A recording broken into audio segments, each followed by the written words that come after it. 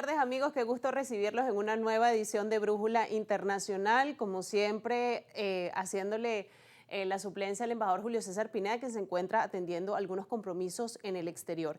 Y por supuesto, como cada tarde, comenzamos revisando cómo está la agenda internacional y las noticias más destacadas en este martes. Una de ellas tiene que ver con las elecciones en Estados Unidos, y es que Donald Trump dijo que no es un nazi a 8 días de las elecciones presidenciales, después de que un ex colaborador lo acusara de haber elogiado a Adolfo Hitler y de encajar en la etiqueta de fascista.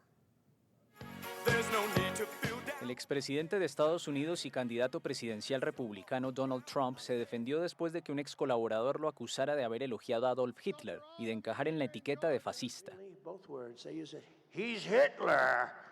Utilizan es Hitler y luego dicen es un nazi. Yo no soy un nazi, soy lo contrario de un nazi, no lo sé.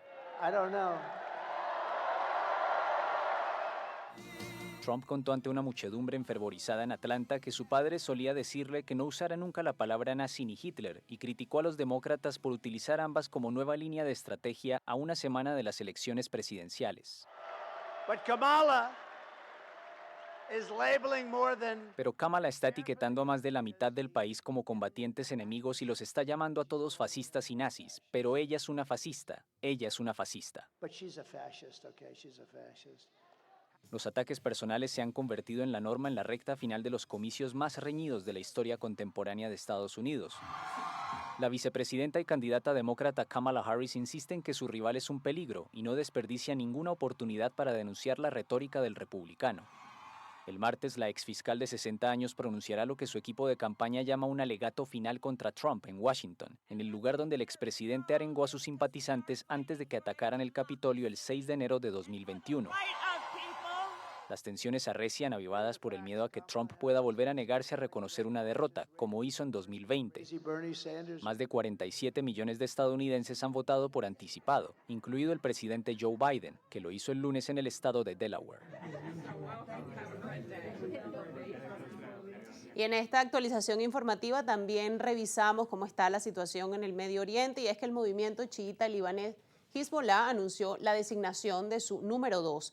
Naim Qassem será quien sucederá a su difunto líder Hassan Nasrallah, asesinado el 27 de septiembre en un ataque israelí en la periferia sur de Beirut. Hezbollah designó a su nuevo líder. El movimiento proiraní libanés anunció el martes que su número 2, Naim Qassem, será quien suceda a Hassan Nasrallah, asesinado el 27 de septiembre en un ataque israelí en la periferia sur de Beirut. Hashem Safiedine, el líder del Consejo de la Shura, el órgano ejecutivo del movimiento, se perfilaba como el nuevo dirigente, pero murió en otro ataque israelí.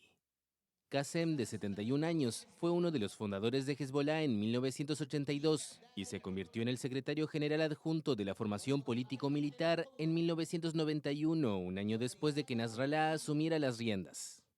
Nació en Beirut en 1953, en el seno de una familia procedente del pueblo de Kfar Fila, en la frontera con Israel. Qassem era el más alto dirigente del grupo en continuar apareciendo en público desde que Nasrallah empezó a vivir su mayor tiempo escondido tras la guerra de Hezbollah contra Israel en 2006. Desde la muerte del dirigente, el número 2 del movimiento ha pronunciado 3 discursos televisados, usando un árabe más formal que el libanés coloquial que solía emplear su predecesor. Cambiamos de región y también de tema. México es noticia en esta revisión de la actualidad informativa internacional, y es que un proyecto de sentencia de la Corte Suprema de ese país propone anular la elección popular de cientos de jueces y magistrados al revisar la constitucionalidad de una polémica reforma judicial que el oficialismo aprobó en el Congreso en septiembre.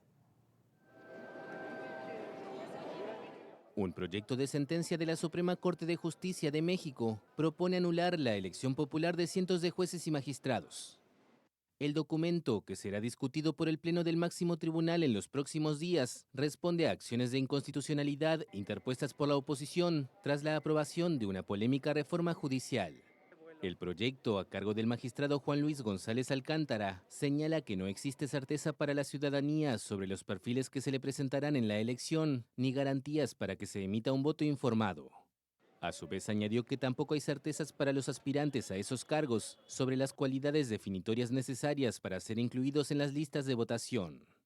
González Alcántara evitó pronunciarse sobre la elección popular de los propios integrantes de la Suprema Corte de Justicia, por lo que según la prensa local, esta parte de la reforma se mantendría en pie.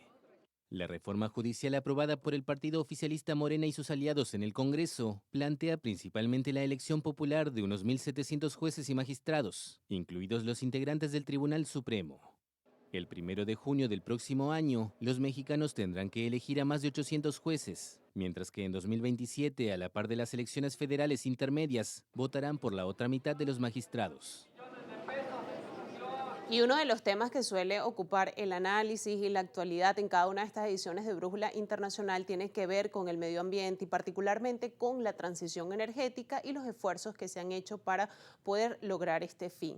En este sentido, el embajador Julio César Pineda nos realizó un análisis sobre la geopolítica de la transición energética y de qué manera esto puede impactar en las distintas regiones del mundo. Con esta editorial hacemos una pausa y ya regresamos con el análisis como de costumbre en Brújula Internacional. Con el tema ecológico y ambiental, la crisis del calentamiento global, ya se habla de la necesidad de la transición energética de todos los países y especialmente aquellos que tienen petróleo, carbón y gas hacia nuevas fórmulas menos contaminantes. Por eso, cuando se habla de transición energética, es señalar los cambios en el suministro de la energía, sobre todo a las transiciones hacia las energías renovables y otras opciones de descarbonización menos contaminantes. No obstante, existe otra transición en marcha. La demanda energética mundial se está desplazando de un modo distinto hacia países desde mercados tradicionales ricos a países de desarrollo, mientras que en Estados Unidos, Europa, Japón, incluso Rusia, deben esperar un estancamiento o incluso una caída de la demanda energética. Este cambio en la demanda energética mundial plantea interrogantes para la geopolítica de la energía. ¿Se intensificará la pugna por acceder al petróleo y al gas natural o se logrará trabajar con los países en forma armónica de manera de que el gas y el petróleo vayan a los mercados en flujos comerciales de energía a nivel mundial? ¿Y hasta qué punto cambiaría esta situación los planteamientos de seguridad energética y las estrategias industriales en un ambiente de mayor rivalidad entre las grandes potencias y la urgencia de la lucha contra el cambio climático? Por eso es importante analizar las implicaciones geopolíticas de esta transición energética, es decir, del desplazamiento lento pero seguro de la demanda energética mundial desde los mercados tradicionales, países industrializados, a países en desarrollo en las próximas décadas. Por eso es importante el estudio con las implicaciones para los sistemas energéticos, las cuotas de mercados y las dependencias comerciales. Se hace señalamiento importante en las repercusiones en el sur global y en las relaciones entre tres regiones del sur global, el norte global y los explotadores de combustibles fósiles. Por eso, el objetivo consiste en llamar la atención sobre este tema y suscitar debate correspondiente.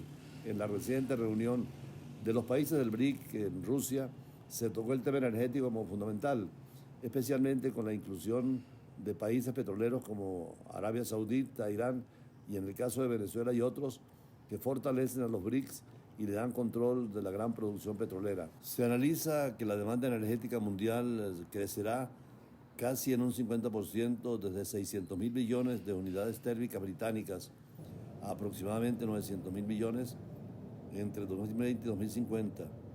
La mayor parte de este crecimiento de la demanda se espera que ocurra en los países en desarrollo a partir de una combinación de crecimiento económico y crecimiento demográfico, mientras que en los mercados de los países desarrollados y en Rusia se prevé que los niveles de consumo actual se mantendrán estables o sufrirán un leve descenso. Se prevé que el 70% de la demanda energética del futuro va a venir de países ajenos a los grandes desarrollos.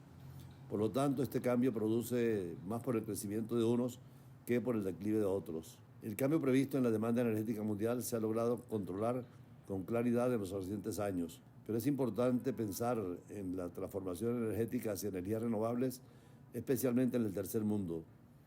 Y la geopolítica va a influir por el desplazamiento de la demanda mundial, según el marco analítico planteado por las grandes empresas transnacionales. En consecuencia, el análisis de las implicaciones del desplazamiento de la demanda mundial se va a dividir en 4 etapas. 1, las fuentes de energía y los sistemas energéticos. 2, los mercados y el comercio de la energía. 3, la seguridad energética y la estrategia industrial.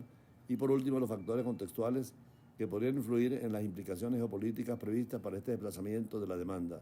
A pesar de la preocupación del clima, las previsiones apuntan en que las energías renovables irán ganando cuota del mercado muy lentamente, sobre todo porque en el sur global prima el desarrollo económico, su infraestructura para combustibles fósiles y está bien definida, además de la falta de financiación para luchar contra el cambio climático y buscar energías nuevas. Este panorama pesimista para el sur global concuerda con las previsiones de la Agencia Internacional de Energía para la Energía Mundial, que en su escenario de políticas declaradas vaticina que las energías renovables sustituirán el carbón, pero solo hasta el 2050, pero no al petróleo y al gas natural.